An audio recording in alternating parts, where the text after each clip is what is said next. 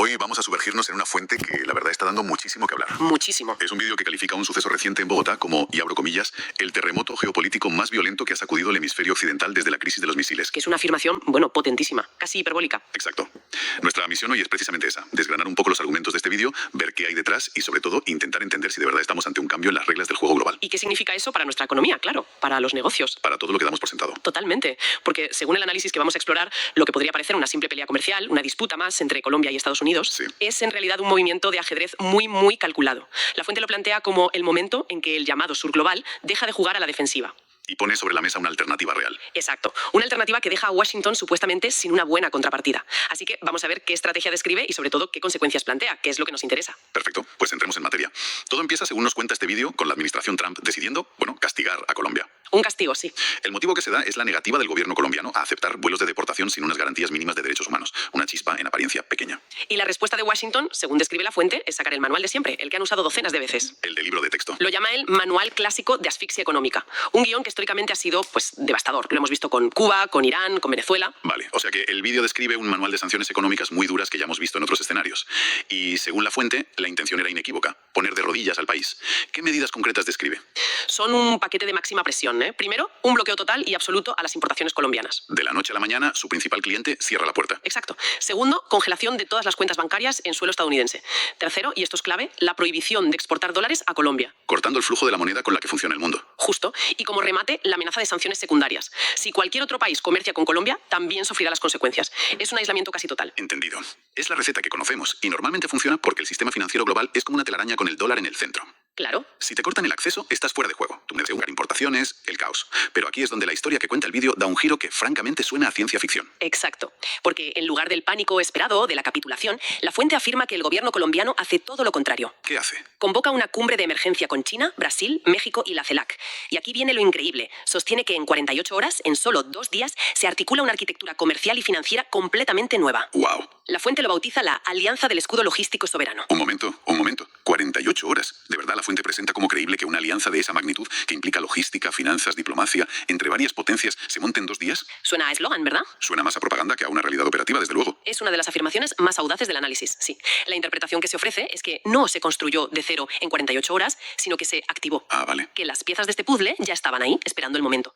Y esta alianza, según se describe, se apoya en 3 pilares fundamentales, que juntos forman una defensa impenetrable. De acuerdo. Aceptemos la premisa del vídeo por un momento para analizarla. ¿Cuál es ese primer pilar? El primero es logístico. Lo llaman el corredor interoceánico seco. ¿Suena bien? En esencia, es utilizar la red de trenes y autopistas que ya existe y que conecta el puerto de Buenaventura en el Pacífico con los del Caribe como Cartagena. Una infraestructura que ya estaba ahí. Exacto, pero aquí viene la genialidad. Según la fuente, toda la infraestructura pasa a operar bajo una jurisdicción especial compartida con la naviera estatal china COSCO Shipping. Vale, ¿y qué implicación práctica tiene eso? ¿Que los chinos gestionan los trenes? Mucho más que eso. La implicación estratégica, según esta lógica, es que cualquier contenedor, cualquier barco, cualquier carga que entre en ese corredor queda a efectos legales bajo bandera china. ¡Ostras! Es un tecnicismo brillante. De repente, un bloqueo naval de la Armada de Estados Unidos en el Caribe para detener un barco que va a Cartagena ya no es un acto de presión contra Colombia. Es un acto de guerra contra China. Contra una potencia nuclear, exacto. La fuente lo llama judo geopolítico. Usar la inmensa fuerza naval de tu oponente para que se vuelva inútil contra ti. Es una idea muy potente, casi una jugada de ajedrez. Piénsalo. El mayor activo militar de EUU, su armada, quedaría completamente inutilizado no por un enfrentamiento directo, Sino por un tecnicismo legal. El vídeo lo presenta casi como la jugada que cambia todo el tablero. Pero claro, proteger los barcos está muy bien, pero si no tienes a quién venderle el café que va dentro... No sirve de nada. Exacto. ¿Cómo resuelve la alianza el problema del dinero, que es lo más urgente? Ahí entra el segundo pilar, el económico. China, según el vídeo, anuncia que compra por adelantado toda la producción que Estados Unidos acaba de rechazar. Toda. El café, las flores, el carbón, todo. Y esto es crucial. Significa que Colombia no pierde ni un céntimo de ingresos, simplemente cambia de cliente. Dejas de vender a un mercado de 330 millones de personas para vender a uno de... 1.400 millones, con una clase media que no para de crecer. Y esto imagino que tuvo un efecto inmediato en el valor del peso colombiano, que es lo primero que se habría desplomado en el escenario clásico. Exacto. La fuente describe un tambaleo inicial, el pánico de los primeros minutos, pero luego una estabilización e incluso una apreciación. ¿Y por qué? ¿Cuál es la razón? El Banco Popular de China activa una línea de swap de divisas por 30.000 millones de yuanes. Expliquemos qué es un swap de una forma que se entienda, porque suena muy técnico. Claro. Para que nos hagamos una idea, un swap es como si tú y yo quedamos en que te dejo mi coche durante un mes a cambio de que tú me dejes tu casa de la playa. No hay dinero de por medio, solo un acuerdo de intercambio de activos de valor similar. Vale, pues aquí el Banco de China y el de Colombia hacen lo mismo, pero con sus monedas. China le presta yuanes a Colombia, y esto es clave porque de repente un importador colombiano que necesita comprar, digamos, componentes electrónicos en Asia, Ya no necesita dólares. ya no necesita salir al mercado a buscar dólares, puede pagar directamente con esos yuanes. Es un bypass directo al sistema del dólar. Una desdolarización forzada por las circunstancias, muy interesante. Y me queda el tercer pilar que has mencionado, que era una especie de reacción acción en cadena regional, sí, el pilar de la integración.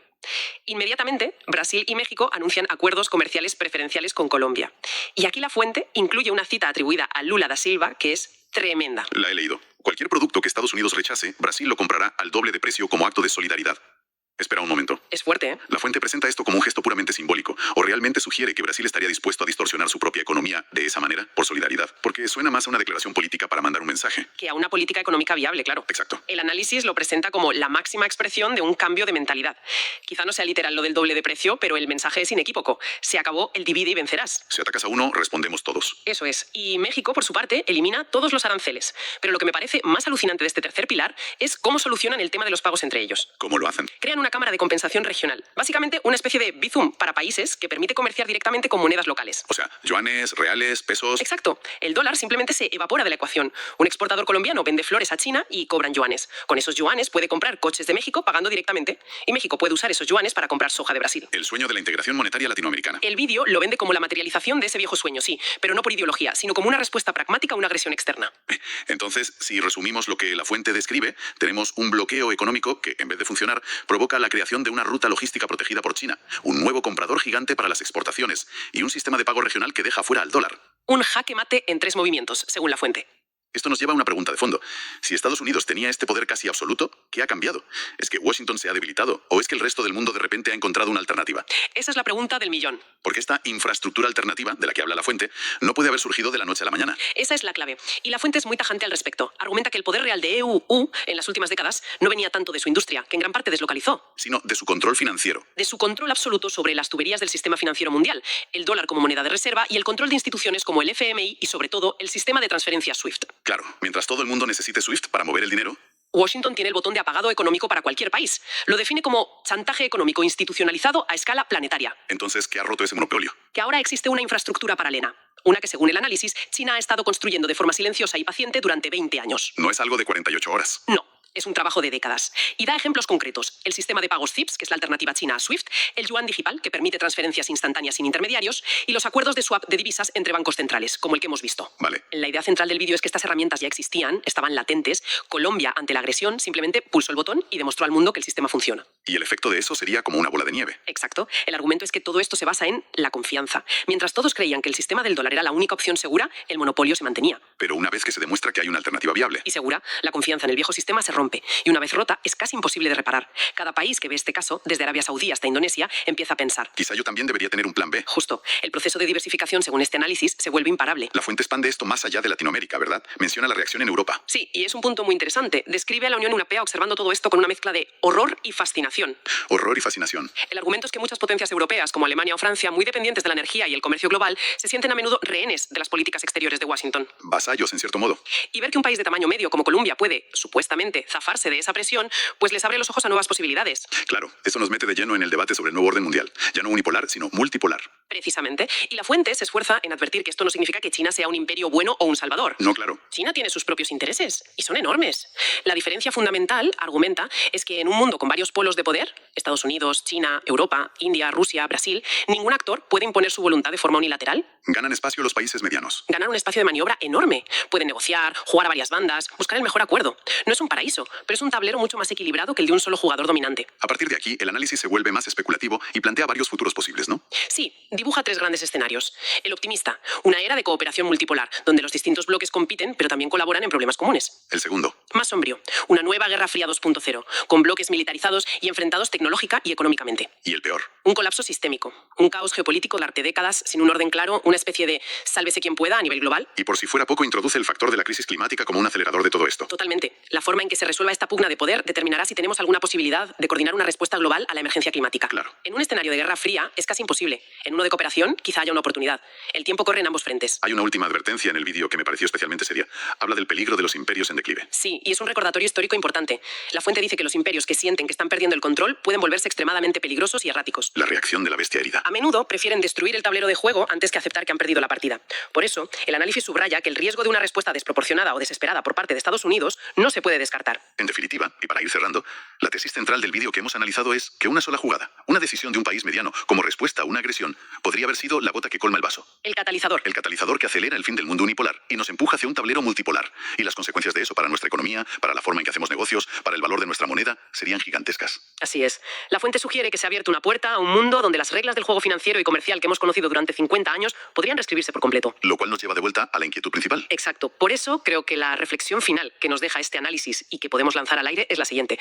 Si la arquitectura del poder global realmente se está fragmentando, como describe esta fuente, si el viejo orden se está desmoronando, ¿qué nuevas reglas, qué nuevos riesgos y sobre todo qué nuevas oportunidades surgen para las economías, las empresas y las estrategias de inversión que hasta ahora lo daban todo por sentado?